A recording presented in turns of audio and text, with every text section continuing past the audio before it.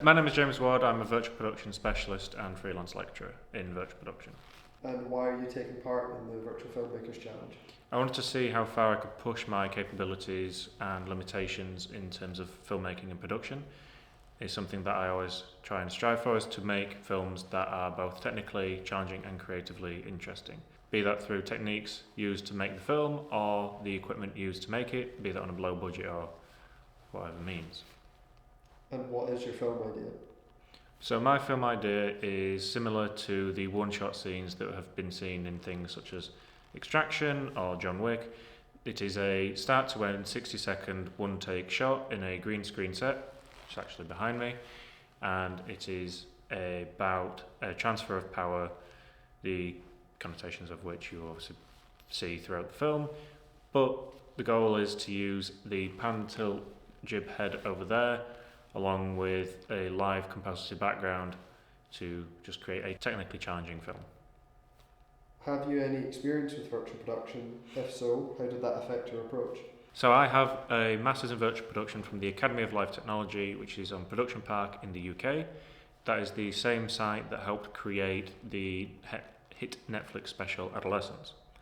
Since finishing my master's degree, I have been working in the industry of virtual production, both production and teaching sides, but at the same time I've also been studying a narrative PhD at the University of Hull. In terms of virtual production work, I've helped set up virtual production studios such as the green screen one that we used for the shoot, which is the one we're in currently, along with helping teach at the Academy of Live Technology for their master's virtual production course, and also doing some other freelance work for the National Film and TV School teaching virtual production for them. In terms of how that's helped for the shoot, I have had I would say a head start compared to some other people which might be taking part in the shoot, as the master's degree that I was on focused a lot on LED volume sets, but also green screen and tracking solutions. So in terms of the technical side of production, I had a bit of a head start in being able to understand the technology easier, and also I had access to more equipment, as the studio that we filmed in is owned by a great friend of mine who also I did my master's with. How did your shoot go? So the shoot went really well.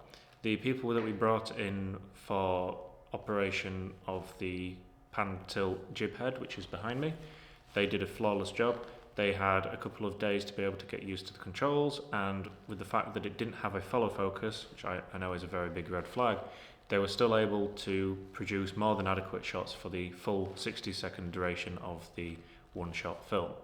In terms of narrative structure, as I say, I currently am studying a PhD in narrative, so I tried to make a compelling narrative within a 60-second story, which is highly limiting, something that if I was to approach this film again, I would make it a longer duration, allowing to create a more in-depth and more cohesive narrative structure. The only thing that could have been improved during the production would be things such as the tracking software, which we had some issues with due to it being a 60-second long shoot. We had limitations in the green screen where we could put tracking points, which the tracker could use as reference for its camera movements, causing some minor issues at the beginning and end of its film.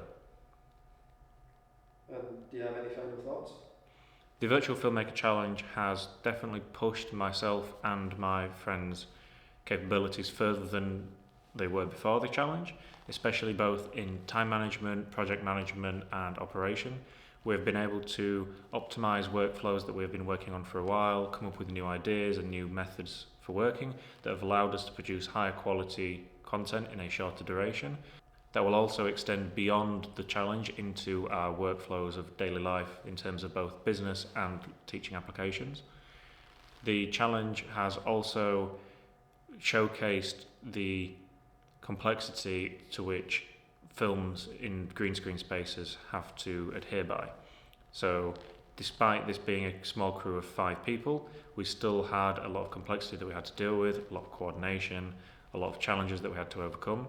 And this is something that now going forward we'll be aware of, so that in the next challenges and the next adventures we'll be able to produce high quality work with a lot less complications.